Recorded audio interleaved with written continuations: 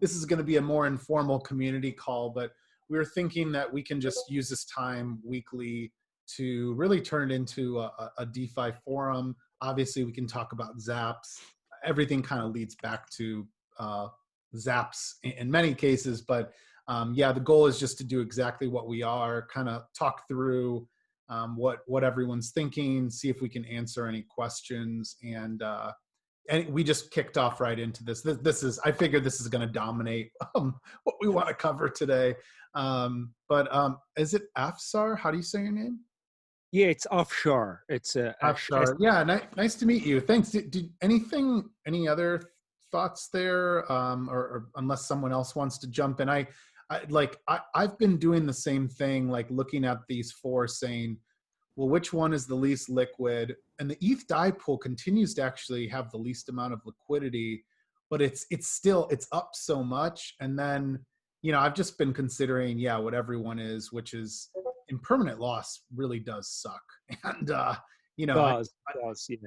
So I'm very thankful for your instructional videos, because I've been following your YouTube videos and learning a lot. And this just popped out of Discord, and I said, oh, this is DeFi Dad calling for a Zoom meeting. So I jumped in, and I thought it was actually going to be a one-way. So glad that we could actually converse with you. Absolutely. Yeah, absolutely. Yeah, I figure, honestly, I think the community has a lot more interesting ideas, and nobody needs to hear me ramble. But yeah, Nodar is, he is as expert in all of this too as anyone. So No. I hate calling myself an expert for sure. No. But this, anyways, if anyone else is considering this, just key takeaway on these is, first off, it's like, what do you want exposure to if you're newer to providing liquidity? It's like, do you want some exposure to a stable coin, or what do you have, like wrapped Bitcoin? But then, like, beyond that, like, the thing is here is these pools have a lot of liquidity. And like what I've been doing is taking, this program lasts 60 days. And so 60 days is a long enough time where I can take, I really just look at it daily. I take, what's the liquidity? How much am I adding? So like, let's pretend I put $1,000 into the ETH wrapped Bitcoin pool. 1,000 divided by the 311 million is the percentage of liquidity I own. And then multiply that by whatever, take 5 million uni is being distributed over 60 days. Figure that out, divide 5 million by 60. That tells you how much uni is per day. And then take the, that daily amount. You can figure out, okay, like I'm going to earn whatever, 2 or 3 uni a day. Question is like, is it worth earning, right now uni's like $7. Is it worth me earning $20 on $1,000 when you got to ask yourself, like, can you sustain the impermanent loss if the market gets really volatile? Right now, it's a little, the last day or so, it's been more stable, but we had a pretty large drawdown, and the more prices move, the more impermanent loss, you can incur. So anyways, the issue is, most of us who have been in the crypto space, if there's an airdrop, generally you see a dump. People do not value things that is distributed freely. But in this instance, they actually made it quite clear that rather than doing an ICO or an IEO, they rewarded the community in a fashion that they took a date, and prior to that date, they rewarded the people. And the crypto economic model was quite straightforward, because if you keep liquidity there, then you actually earn a share of the fees proportional to the amount of money that you have in the pool. So if the switch cost is not that high, you could easily move your funds around, putting where liquidity is low and volumes are high. And at the moment, like you're talking about Ether pool having less total value locked, it makes sense probably to move from ETH wrap BTC to that one. But then the gas fees are high. Plus, you need to cash out either your you need to forego potential income that would come from Bitcoin or Ethereum. So we're I think most of us are just going to stay for the full 60 days because the returns are not that great to cash out. Like with the other food types of yield farming things with sushi, sashimi, yams, and stuff, people were just cashing out every Yeah.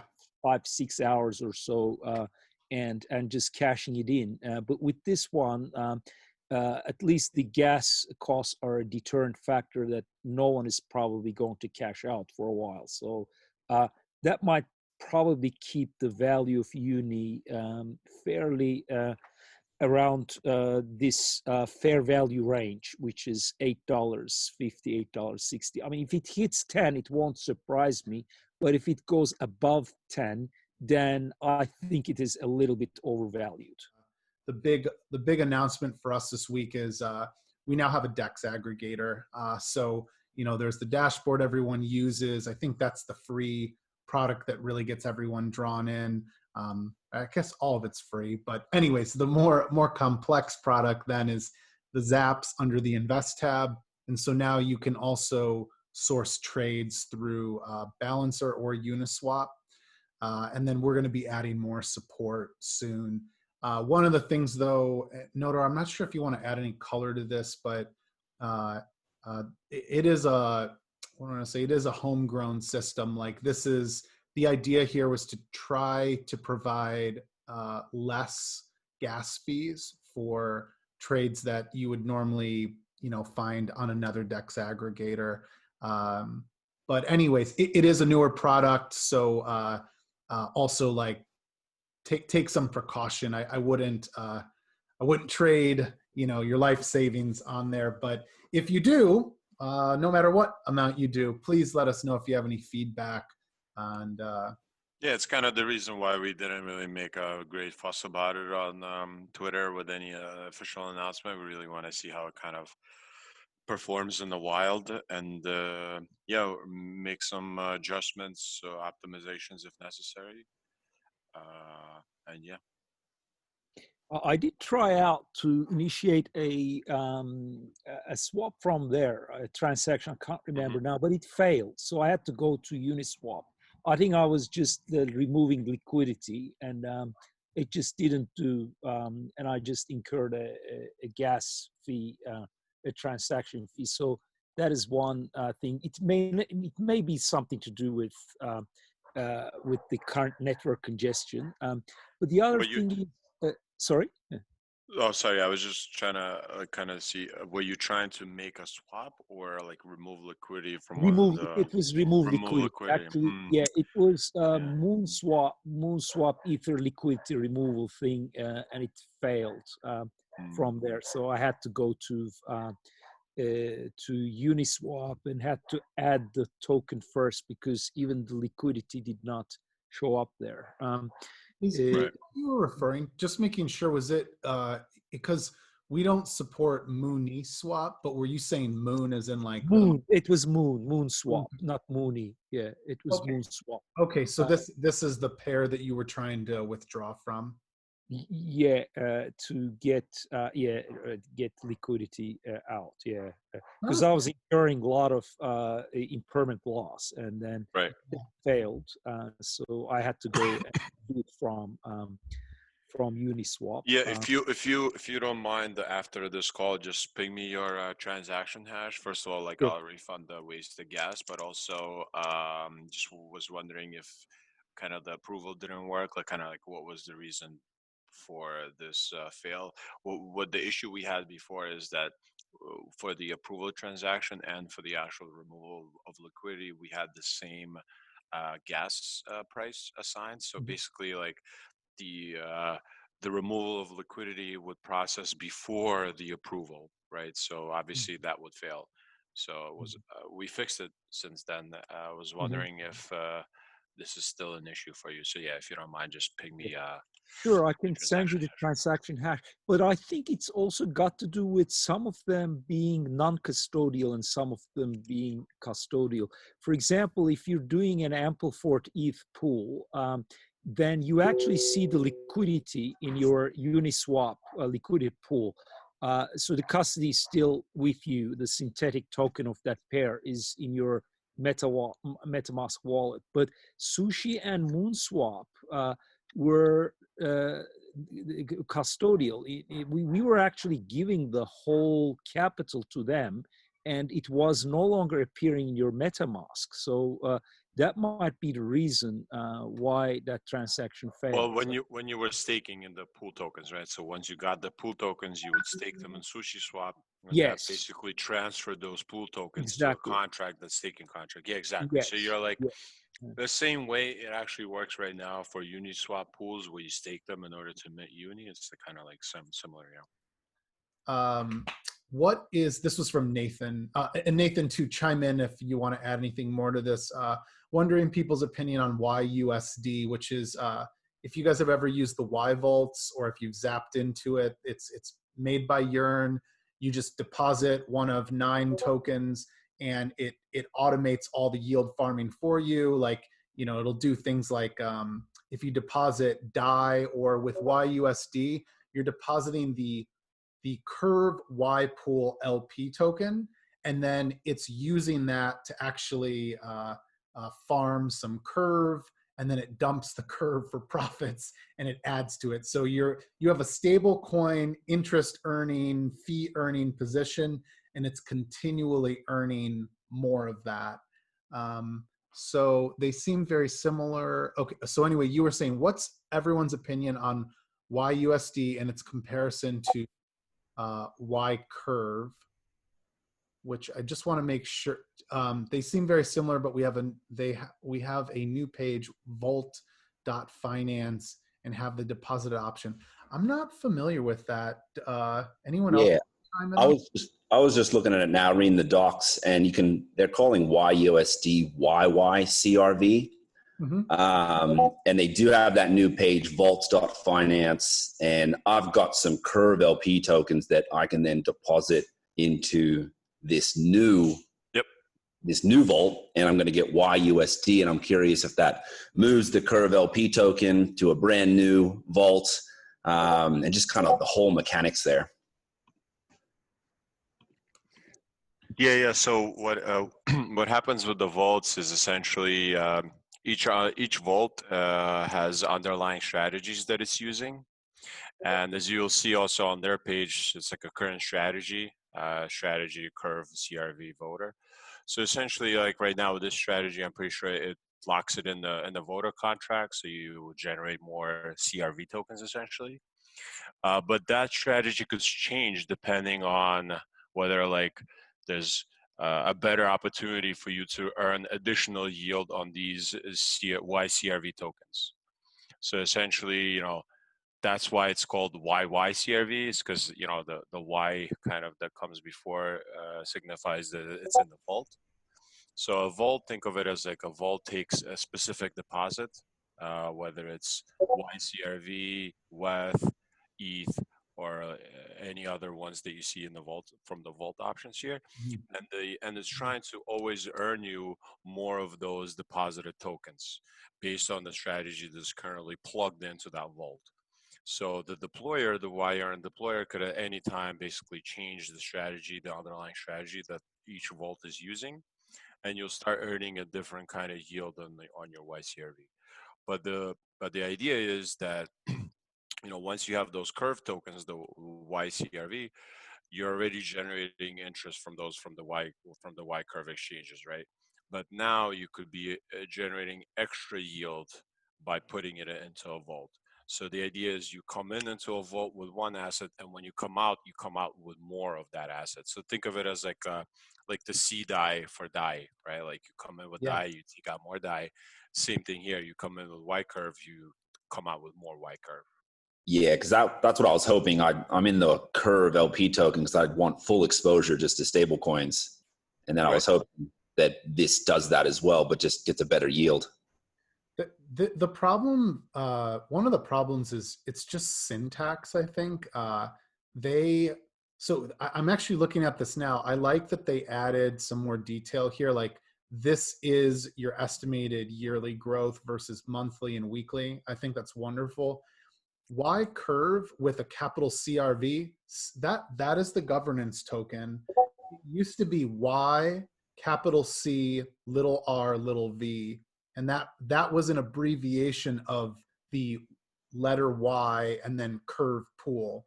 And it was just something that got picked up. And then if you've ever done a MetaMask transaction into that curve Y pool, it actually it lays it out this way. This is how it's spelled out in Etherscan.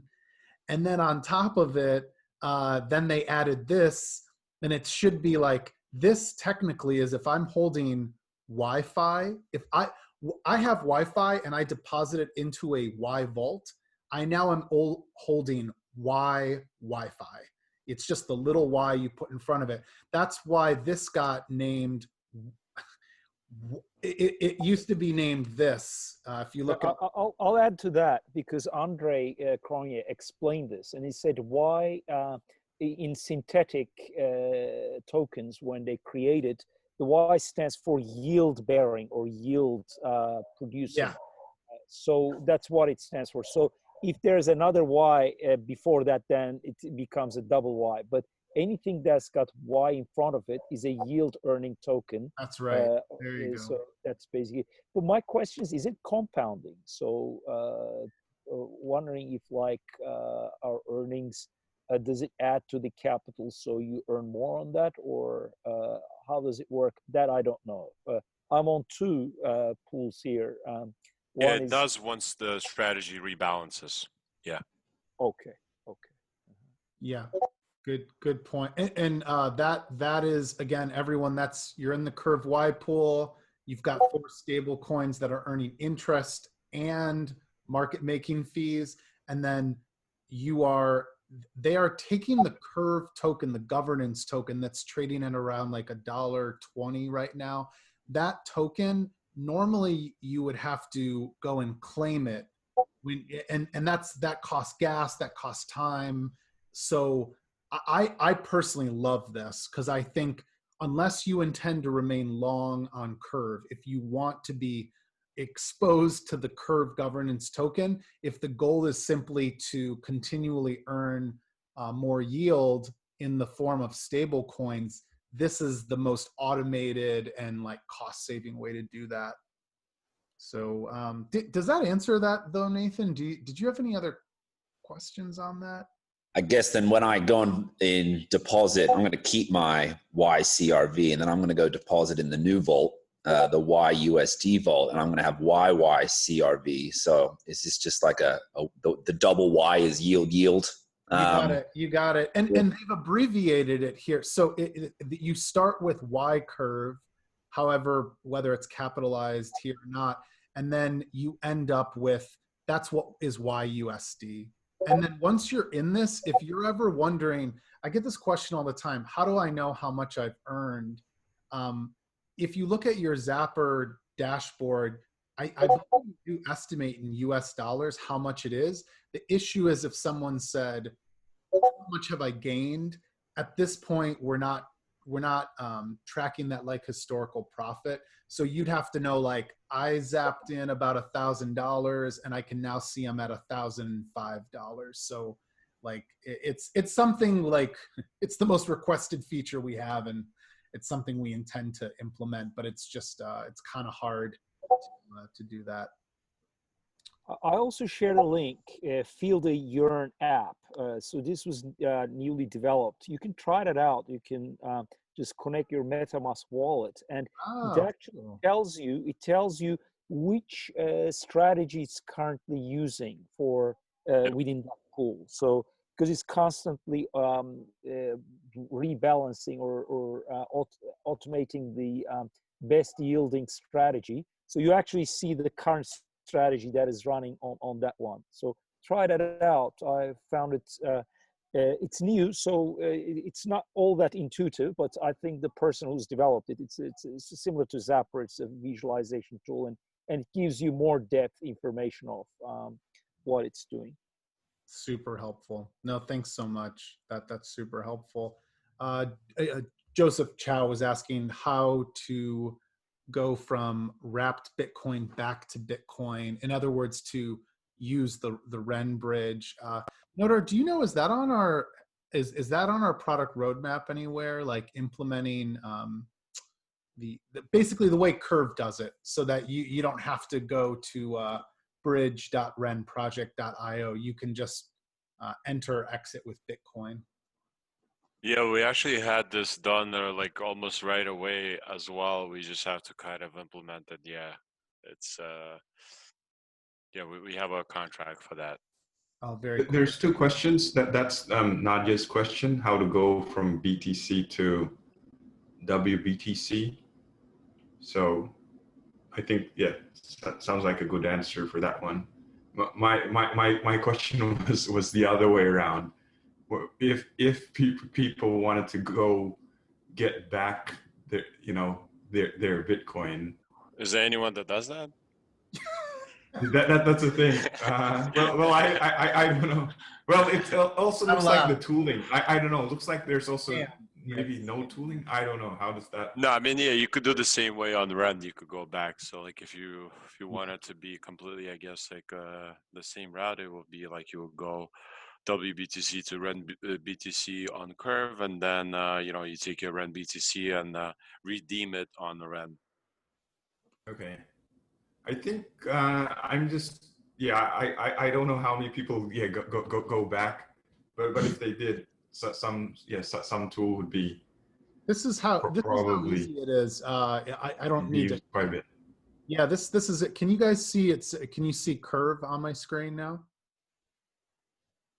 Yes, a screen from 1970s dumb monitor.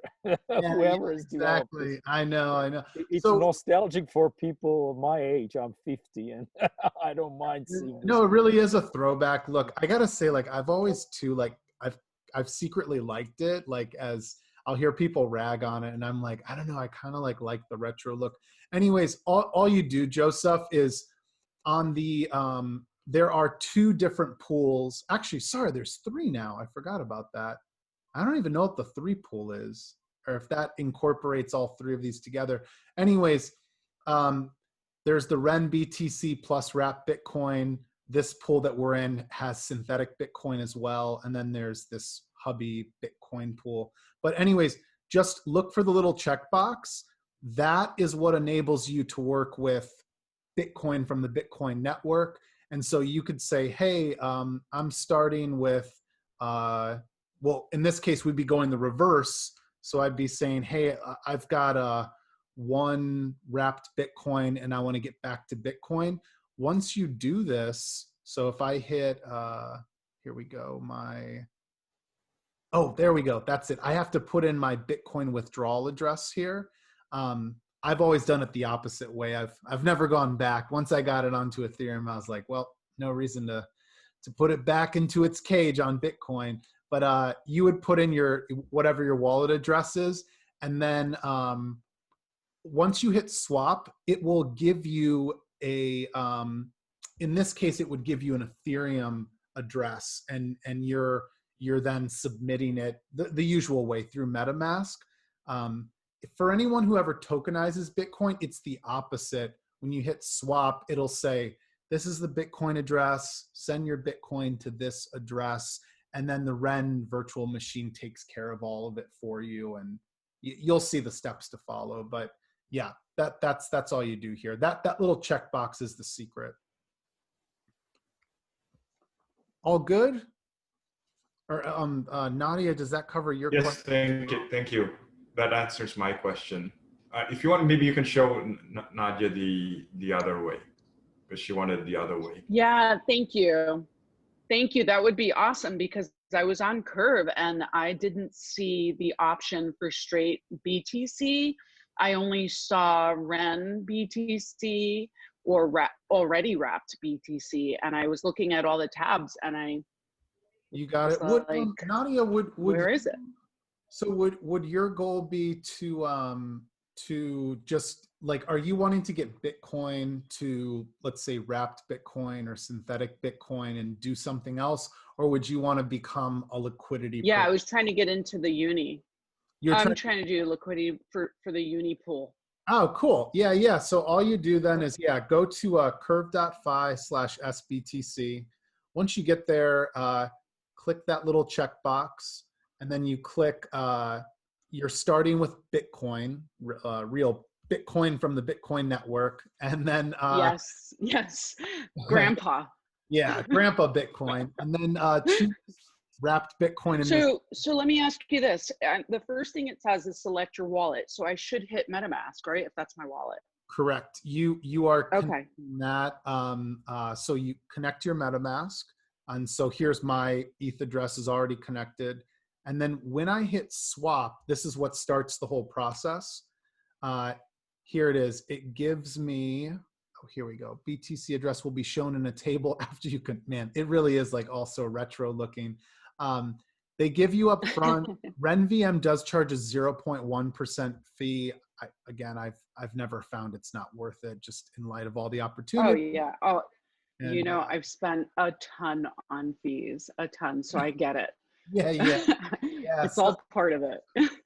So if I hit OK here, they do the most crucial thing here is just please make sure if you leave your window stale, just refresh it. I've never Yeah. had an issue myself, but my fear is that it could be connected to the wrong Ethereum wallet.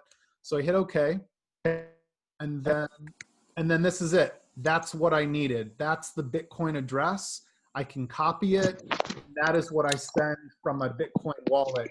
Once I do that, it's all automated. You just stay on the screen, and once there are 6 block confirmations, you'll get a you'll get a notice here that you can continue by what happens is it turns into wrapped Bitcoin, and then a transaction to actually deposit it into your MetaMask.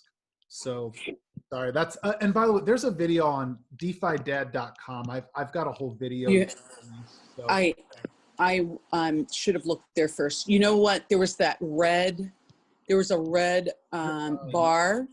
There's a line of a sentence that was highlighted in red, which I didn't check before, and I just hit it, and it brought me to another screen, and now it says BTC and wrapped BTC on the opposite side. So I think that's what the trouble was. No.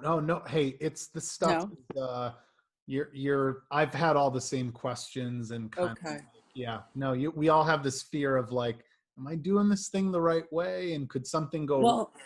Well, because we've been in it long enough to have lost a lot, right? That's right. Yeah, that's right. Yeah. You know, it will go wrong. Oh yeah. Can I ask you something? Are you trying to do yield farming at the Ether and wrap BTC pool of Uniswap?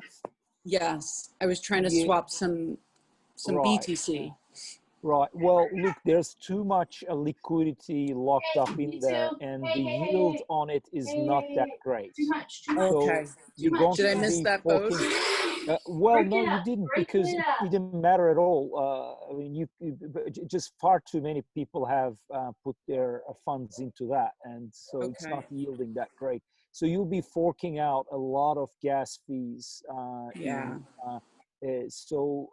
In all honesty, I mean, the price of Uni is quite high, but you're better off just, if you still have your airdropped Unis, just match it with ETH, and without staking it in the Uniswap, just add to the liquidity pool of Uniswap for Uni and ETH. There's not enough value locked there, and the volume is quite high. So you can just get, your 3 per thousand commissions from that, rather than doing all the locking of the liquidity into one of these 4 pools. So you have an impermanent loss risk if the Uni price falls, but at the moment, the yield on that is much better than one of those staked pools, in all honesty. I really, truly appreciate that advice, but do you mind just repeating that last part? Like, Sure, sure. I have BTC, so are you suggesting to trade the BTC for ETH? Yes, if you don't Okay. have ETH, do that rather than doing Okay. a wrap BTC. But do you still have your airdropped Uniswap? Oh, I do. You do. Okay. So just calculate its value and put equivalent amount of that ETH in your MetaMask, and then just go to the pool and add liquidity and go into there. And if you go to Uniswap's account section and put your MetaMask there, you will actually see minute by minute how much you will be earning from the trading commissions. Okay. All right. Terrific. Thank you. By the way, you're not the only one who's 50. Today's my birthday. Today's your birthday. Congratulations. Happy birthday. Thank you. Cool. Oh man, yeah. Happy birthday. That's awesome. Thank you. God, I feel like we should have some virtual cake, or we should have like an NFT cake. We're like, I just bought this for 77 ETH. Yeah, it's one of a kind. Yeah. That's where we're at this point. By the way, too, I love NFT art. I was like, the prices lately have been insane. If you guys have noticed them on Rarible and OpenSea, it's just, we're living through exciting times. Really exciting times. Well, thank you guys. I think you probably saved me $1,000. Absolutely. Yeah. That by the way, guys, I was just showing, as Nadia was asking that, if anyone joined later, you can go to on Uniswap. They now have that Uni page, and then they conveniently show the liquidity there. And again, just consider it's 5 million Uni per pool for 60 days. And so every day, 1/60th of that 5 million has been distributed. So you got to consider like what's left, what proportion of the pool do I own? And like, these are pretty deep liquidity numbers. I mean, over 200 million, it really is, you got to look at it and say like, is it really worth me zapping in like what we just discussed? So would it have been worth it if you got in yesterday before everybody else, or it doesn't matter? Oh, no, absolutely. Yeah. Like, let's pretend yesterday, let's go extreme. Let's pretend yesterday that was only had $10 million in it. Now let's pretend I have $10,000 in it. 10,000 over 10 million, I own a very large proportion of that pool compared to today, where it's 300 million. So that's why you see people dogpile in at the start, especially with the Ponzi-like FoodFi tokens. But here, this is, I don't know. I've played around with the numbers and like, I'm like, hey, if someone wants to be long Uni, if depends if you've got enough to make it worth it. Again, just remember it's 1/60th of 5 million Unis gone every day. And then where does one think the price of Uni can be? It's a lot of variables that could really work for us and against us. I think I never thought that Uni would be at $8 today, but it is. So I mean, the rewards are much larger at this point, or they look larger.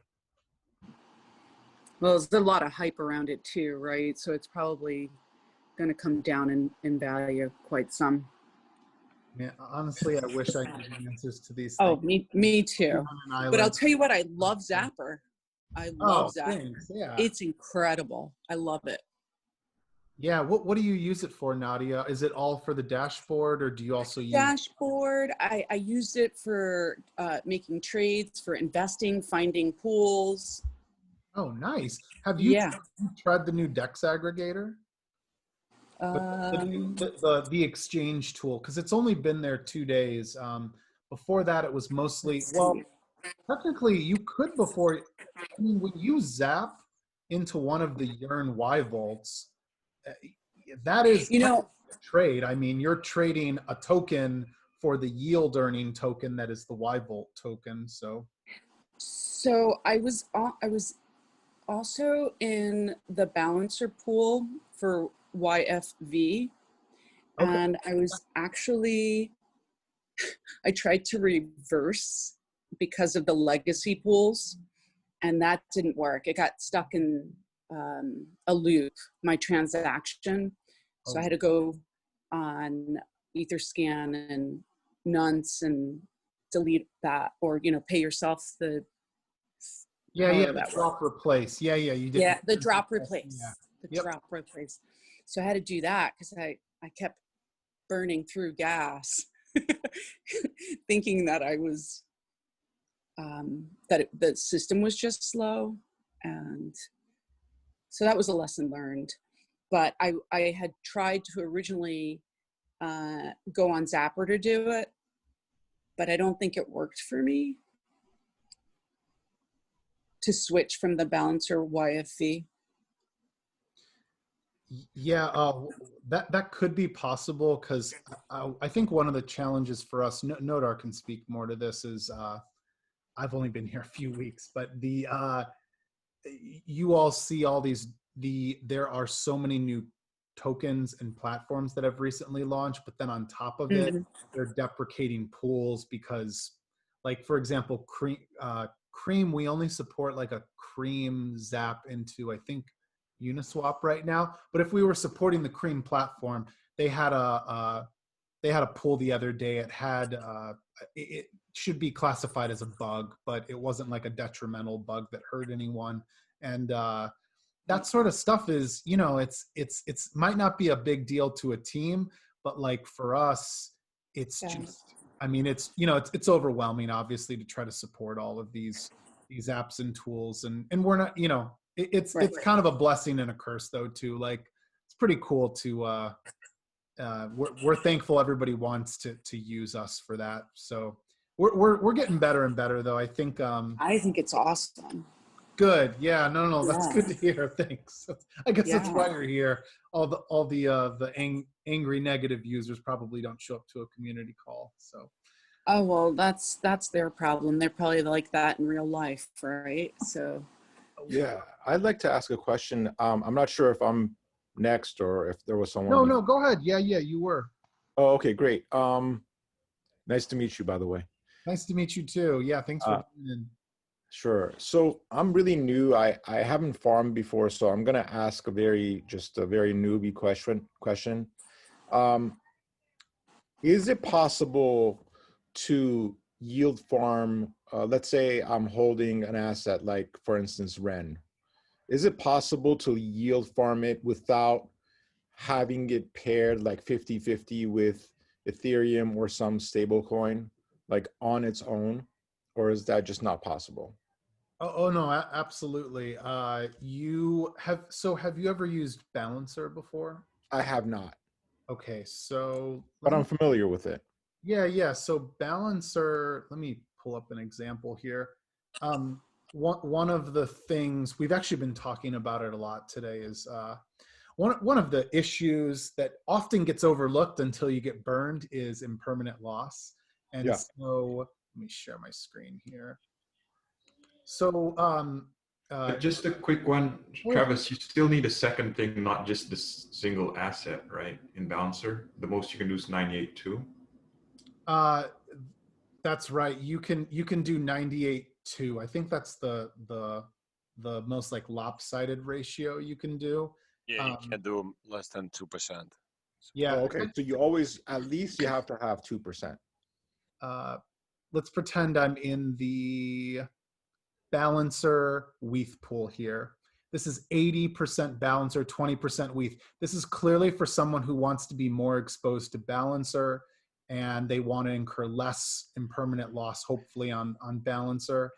But at the end of the day, if Balancer is, let's say, surging in price, as a liquidity provider, traders are buying Balancer and I'm selling it to them because I'm on the opposite end of the trade. Similarly, if the price is crashing, I am buying Balancer.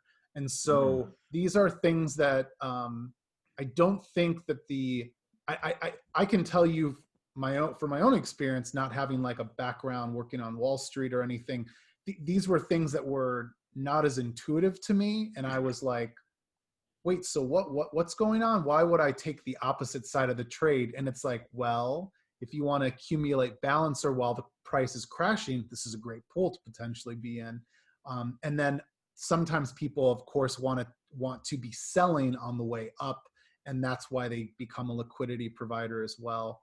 That's why, though, throwing aside all the complexity, if you have any one of these tokens, it's so easy because I can just go in and say, you know what, I got Tether and I'm down to earn 25% APY, or its estimated yearly growth here. And all I have to do is deposit it. And then the all of the magic of the strategy and the mechanisms that are happening in the background to yield farm, that happens automatically with Yearn. I don't have to do anything. I'm just depositing a token. It's like me handing my money over to someone who knows better how to execute the strategy. And then that strategy is actually being executed by the smart contracts. The scary thing in all of this is just that, like, Yearn is definitely more trusted now, but I also think it's great to try to understand some of these strategies, because otherwise you're sort of like blindly trusting that your money is going to grow. And the numbers speak for themselves here, but you know, it's all about being educated on what you put your money into. Okay, and with Yearn, there is no like a paired asset that you have to put in as well. Yeah, I was just gonna answer your direct question for the Ren stuff. Yeah, like there's no opportunity right now where you could just plug in Ren and get more Ren. Hopefully, maybe, you know, Yearn will introduce something like this where, yeah, like for example, like, you know, like a lot of people had Link, right? And they wanted more Link, so that's why they created Ya Link.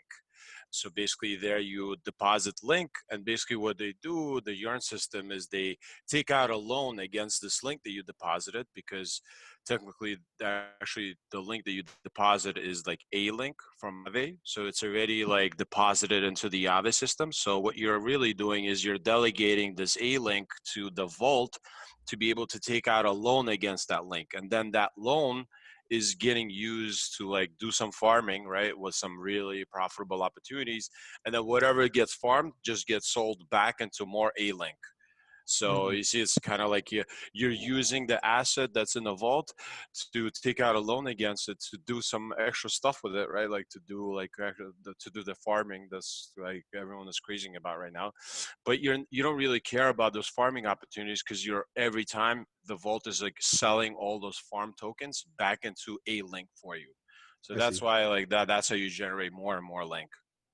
So hopefully they'll have one like this for Ren, because yeah, I hear people a lot of people. So like yeah, I'll look for that. In the meantime, the best, the other alternative would be to look at Balancer then for the 98.2 if I don't have the paired token.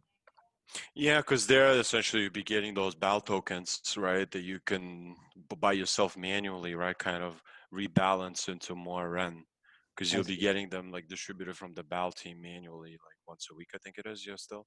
So yeah, you just get those BAL tokens and you sell them for more Ren, if that's kind of if that's your goal, of course, yeah. Great, appreciate that. That's really helpful. Thanks, guys. Jimmy, yeah, I'm sort of a newbie. I mean, I've been following this space since like the middle of the pandemic. You know, I had a friend of mine in crypto, and I actually bought a crap ton of ETH at like $200, and you know, made off like a bandit. So I'm like, I've been learning a lot from your channel. So, and thank you for all the work you've done. Nice. Yeah, it's great to hear. So, you know, I started, I guess, putting my money in vaults on Yearn Finance and looking for yield earning opportunities. But I see that the APYs fluctuate a lot. And it's really hard to like, and I don't mind that they fluctuate. It's just really hard to make decisions on where to put money, because I'm a bit boring. Like I don't want to run around and like make trades. I just want to place money in I'm conservative, right? I just want to place money in places and expect to make maybe 15%, 20%, or etc. Are there any like sources of information online somewhere where like I can find an average annual APY, or at least like get historical numbers on particular opportunities that are available? Yeah, I mean, I guess my first comment would be on that, like, yeah, because these are so young, right? There hasn't been like half a year passed or even a couple of months since some of these vaults have came online. So it would be really hard for you to make that estimation because, yeah, like, as you probably see, things are changing on a daily basis. And yeah, you might have a new opportunity come about next week that might push this APY really high. And then the week after it stops and obviously your APY drops. So like I would, yeah, like the tool that Travis is showing right now is really awesome. Kind of shows you at least the ROI based on like the sample 1 day or 3 day. But yeah, you see it's a kind of most of these haven't even been around for longer than a month. So I mean, the Wi-Fi ecosystem has been around officially for like a little bit more than 60 days, even though Andre is building it since like January. So yeah, Yeah, Jimmy, I really see. Is that depends. the same for like? Is that the same for like Aave and the rest of the other opportunities where they are also fairly? Because I think Aave is a little bit older. Am I right? Yeah, you Yeah. are. Yeah, the thing with Aave, so they offer the 30-day average. They always like if you were to go on and lend in the deposit section, take a look. Like if you click on any of the assets, it'll actually show when you click in it, it'll tell you here's what the lending APY is. But then it'll say 30-day average. Man, like 10 times out of 10, it looks high, and you'll look at the 30-day average and it's like significantly lower. And that to me is Lower, yeah. so that's but I love this. I don't know if Jimmy, did you see this on the yearn.finance/volts page? They just added the yearly growth. Yearly growth, yeah. That's the one we're all used to. You know, it's like what's the APY, even though it gets jerked around day to day. But I love this monthly. That's the thing. Like I thought, you know, I put a heck of a lot of dye when it was like at like 68% APY. I'm like, what? And I just put thousands of dollars in. And it went all the way down to like 28. Jimmy, can I make a point? They've just changed this visualization yesterday. So previously, you just saw the yield since inception. But now, when you looked up, like DAI is 68% or 66% since inception, but yesterday's screen came up with the last day's return. So that confused people. It did not actually fluctuate as much as you think. It's just the visualization is giving you the last day's return. So if you go to the top, pull down and look at inception, you'll probably see a couple percentage points difference between the two. So it's still fairly lucrative. Whoa! I didn't even see that. Okay, thank you. Yeah, just look at the inception. Yeah, the default was inception. Whoa. So oh my there God! There you go. Okay, so you haven't lost anything. Gosh. You haven't lost anything. Now everyone's like, they're like, much. No. Thank you. I get it. Oh my God. So ETH, because look guys, look what ETH is. Wow, that's amazing. Is that wait? So I'm sorry. Is this supposed to be like estimated? If I say 3 days, growth is based on Vault's performance for the past 3 days. Is that supposed to be like 1.73% APY averaged over the last 3 days, or is that someone would have earned 1.73% absolute return over the last 3 days? Does anyone? No, I think this would be for the year. Yeah. Yeah, I think I guess they average it out. Man, this makes so much more sense. I was like, how are we earning 18% on ETH? I would be so all in if that was the case. Yeah. Crazy. Well, this is really good. Wow. Feel like we should all need to do a video on this. Jimmy, what else though? Like you mentioned there was a stable coins. I know like let's go back here and set this to, last 3 days. One of the ones that stood out to me, because Nadia was asking earlier about tokenized Bitcoin. I think this is one of the most like quiet best opportunities, because if I have Bitcoin, which I've only tokenized maybe like 20%, because I've just been weary of all these new smart contracts.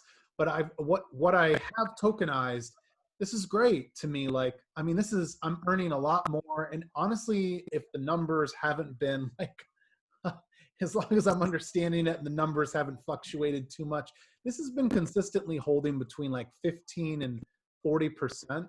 So, I mean, whatever, like that's crazy because BlockFi is 6%, and BlockFi was really the standard before DeFi really, started getting more mainstream attention.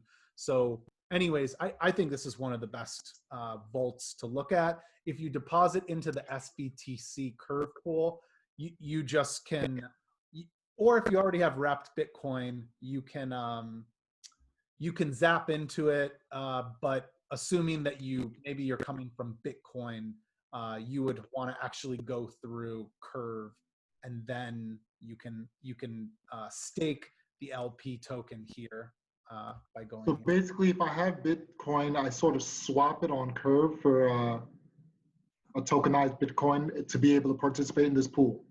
That's right. Were you watching oh no, you were on. Yeah, the curve.fi /SBTC. And then you do that swap.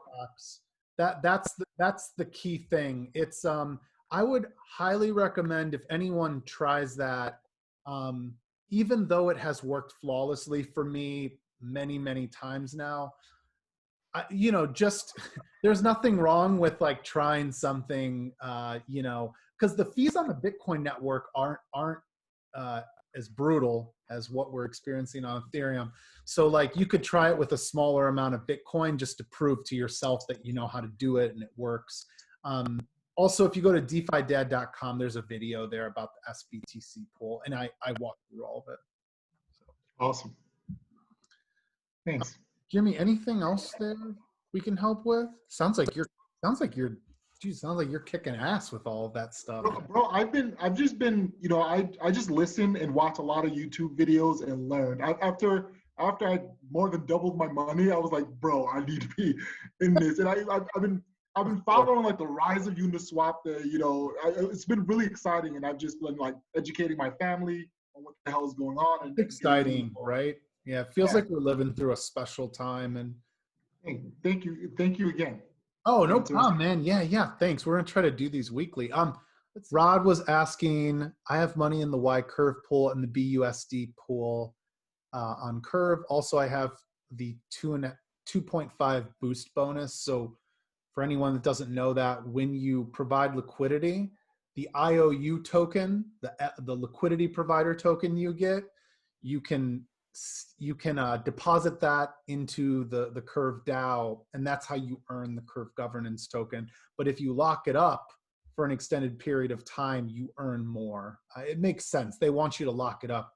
They don't want you to go dump it and sell it. So my question is, does the Yearn Finance Vault include the boost bonus? If so, why is the APY percentage much different? I don't know that. We could check it right now, Rod. It did. Am I understanding the question? Like, is there a boost for the Curve Y pool? Is that what you're trying to get to? Yeah, so thanks for taking my question. I appreciate your time in doing this. There's just a few things I don't, it doesn't quite match up. So if I look at the curve.fi, website, and you scroll down to the Curve pools, it'll show that with boost, you should be getting, the top is 50.78% with this, Curve token staked. Absolutely. With the boost. And so then if I go over to the Yearn.finance vault, I see that LP token is earning 30.4%. So, there's about a 20% difference, and I'm just wondering why that is so. Hey, Nodar, I think, do you know more about this? Like, I haven't locked up anything or used the boost, but I know that if I go to the locker, I thought this is where I should see this. Yeah, usually I go to it seems like you can do it two different ways. I usually go to Minter. Let's go to Minter and check.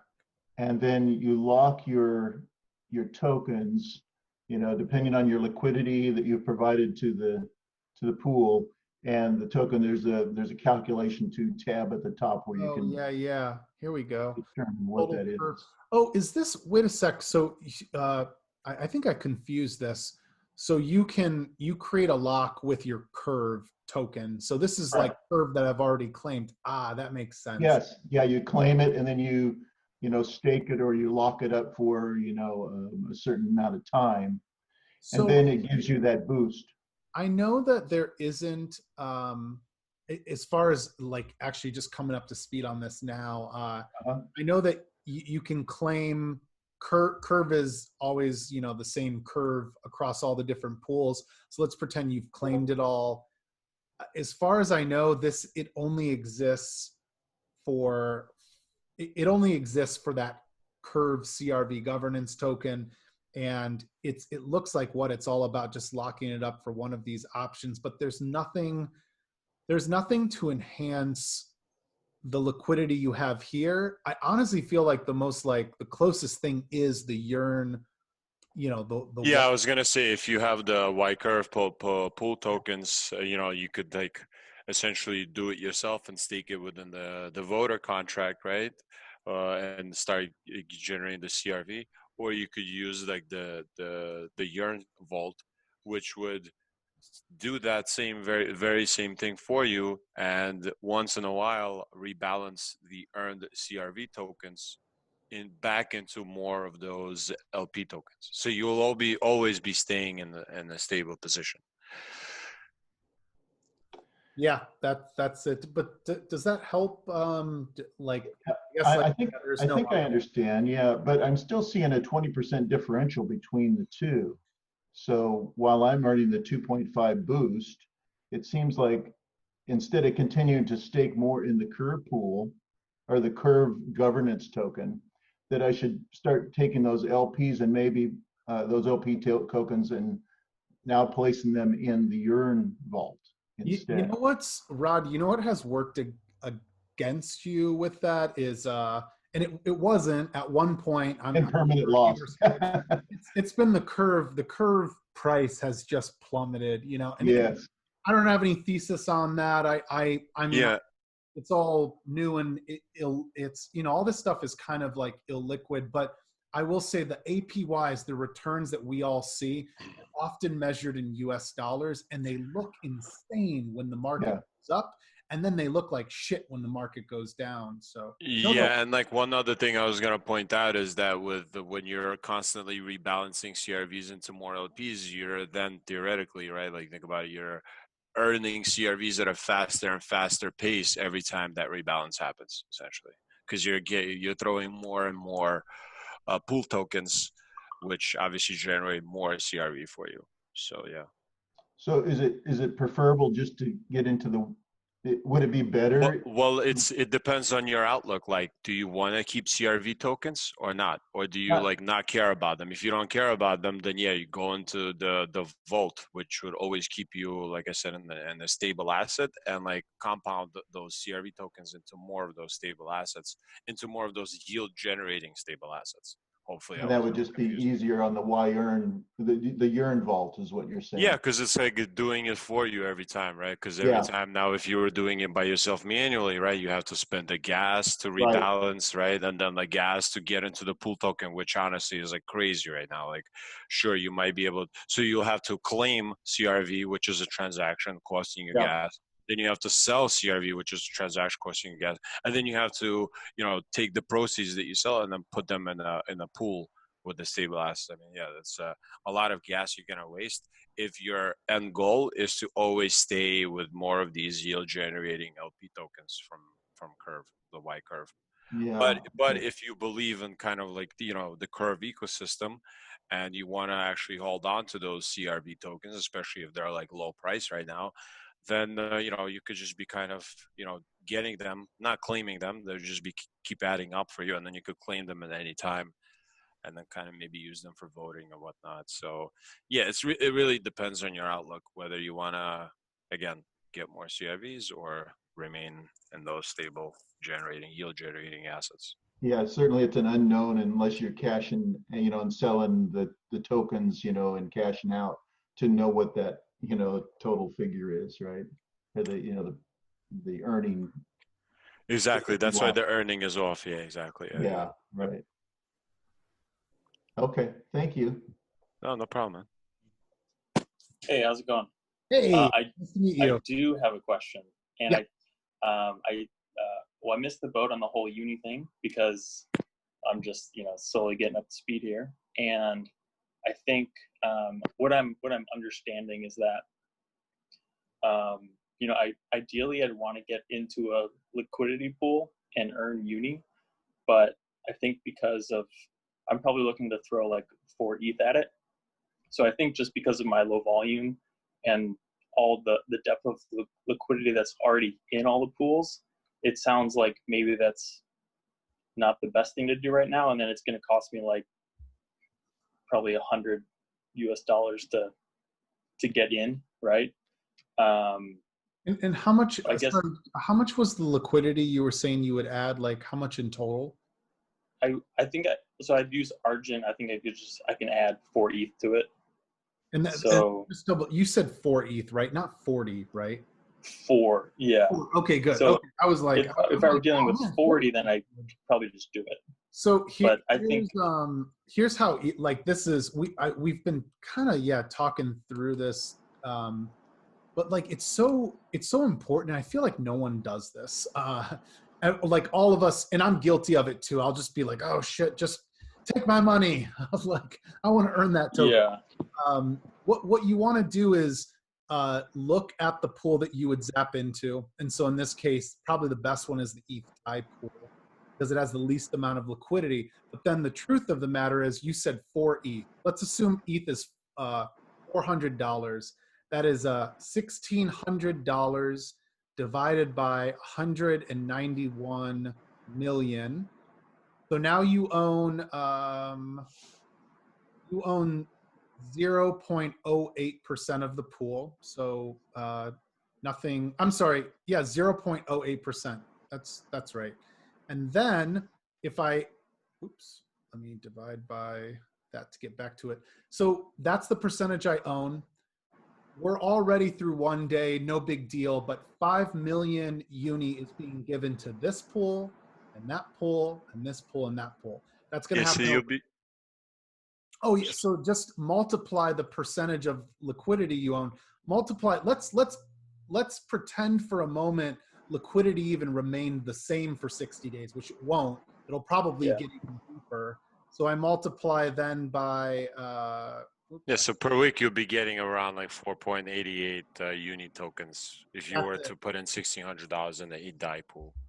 And that's all you care about. You want to look at, or you could break it down to, here's how much I own of the pool, multiply it by the 5 million, divide by 60. And now you're saying, even if these numbers held, which they won't, I am now earning, let's pretend, no, how much was it per week that he was earning? 4.88. So like less than a uni a day. And then you say to yourself, is it worth me getting into this? Like, hey, if you were to earn 60 uni, 60 times 7, if the price holds there, if it went up, I mean, those are good looking numbers. But if you think there's a chance that you might like stay in this for like a week or two, or you're unsure, that to me is where I start to question myself and think, it's really worth it. Like, I'm really not, I'm not earning enough. Yeah, and the general rule of thumb is basically if, say, like you get into ETH DAI pool, right, and the price of ETH doubles, right, within like a week, right, you'll generally lose out on about like 5% of the upside. Oh. Yeah, so will these unis make up for that 5% essentially that you earn? So you'll earn about like $40 in unis if the price stays the same. Is that going to make up the kind of like the 5% of the upside that you're going to lose out on? And I think because I'm dealing with lower volumes, like personal lower volumes, that I'm trying to find longer positions, just so I don't have to get in and out. Mm-hmm. And I also don't want to be shorting ETH. I think we're probably all in the same boat there. Yeah. Yeah. None of us want. So so I think I'm gonna chalk it up to I probably missed the boat on it, and I'm just gonna.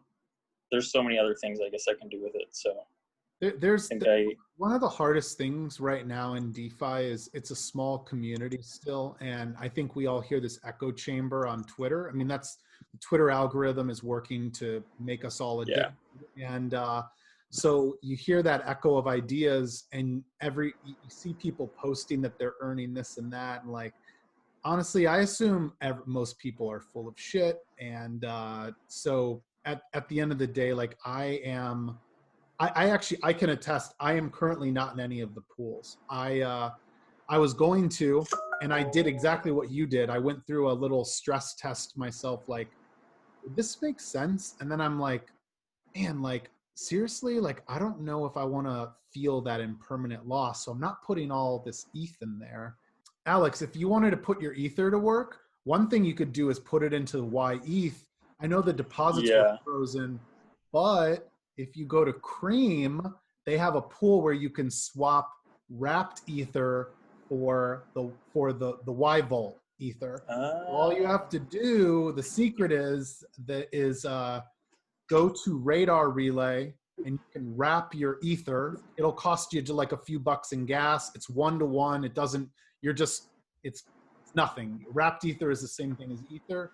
And then you can go to the Cream pool and you can get Did that on Balancer as well, by the way. Oh, you can now? Oh, there you go. Yeah, awesome. So so I was waiting for the YETH pool to open back up, but I guess now we have roundabouts. That's right. Radar Relay, Cream, and Balancer. Yeah, so that's just keep in mind, like, don't get, I guess, like, those are kind of like exchange pairs. So if you put a whole ton of ETH in there, you're gonna get a really bad read for the YETH thing. So yeah, just keep that in mind. Because you dump the price on it. Exactly. It's kind of like, got it. Yeah, there's only so much available of YETH. Yeah, so if you want all of it, you're gonna have to pay for that. Okay, I'll check that out. Cool. Thanks. Yeah, no problem. Good question. Thanks. Joe Turner, did you have any? I don't think we covered Joe Turner's new tool called right. DeFipedia. DeFipedia, yep. So yeah, I'm working on creating a lexicographical resource for DeFi terminology because, it's tough to look up all these food tokens and what they mean whenever you do a search for spaghetti and you get an actual Italian dish. So this is going to create a sort of unifying source of legitimacy in the atmosphere, and ideally in a V2 will create an entire new staking system that will kind of create a replacement for Wikipedia that pays its content creators, thanks to some of the recent innovations over the last 60 days that we can implement with these new money Legos. So I've got a Gitcoin grant that is up. I woke up this morning to a contribution from Andre, so I was pretty pumped about that. But nice. Yeah, as far as questions, I did ask about the Cream vaults and when they might get support on the Zapper interface, because I hate their interface so much. Yeah, it's so you mean like obviously like for now we're just showing your Cream deposits and whatnot. You mean like actually kicking actions from to the Cream platform, right? On the Cream platform. Not quite. You're showing the Cream deposit, but it disappears whenever it goes into the Cream vaults. So I have the CR Cream that is earning interest, and that is not visible. So I would like to not check their page for that. God, I hate it. I got you. Okay, I'll take a note of this. Thanks. Joe, so excited though too for that DeFipedia. When do you think that's going to come out? We are set to launch on 11/1 tentatively for our V1. I don't know exactly how much I can reveal, but we are partnering with another company for a fair launch of a tokenomic model that may not be fleshed out until the V2. And thanks to Uniswap, I've got some fresh ideas cooking in the back of my brain about what to do in the meantime. But Stop leaking alpha, Joe. Yeah. Gotta get but Joe. Gonna go hold Joe hostage somewhere. Give me all those future tokens that haven't been generated. tell me what is fair about this launch. What's fair? So yeah, ideally this is going to really disrupt education markets. I don't really know what form it's going to finalize as, but I would like to disintermediate things like textbook companies and make information much more accessible, because I believe that taking a good and making it scarce is nowhere as innovative as taking something scarce and making it abundant. Nicely put, Joe. And No, thanks for helping us out earlier on too with our Discord on Zapper. Joe has been in the game for a while. He's one of the OGs. Yeah, I pop in there every now and again and try to answer a question if I get a minute. Yep. First of all, thanks for doing what you do, both the videos and doing this today. It's been really helpful. So I got involved last week, and I decided to transition from reading and trying to learn to just starting to do. So did some trading on Uniswap, maybe a little late to start, right? Did a couple things on harvest.finance. And then I used Zapper to get into the DAI, WETH pool on Uniswap. Okay.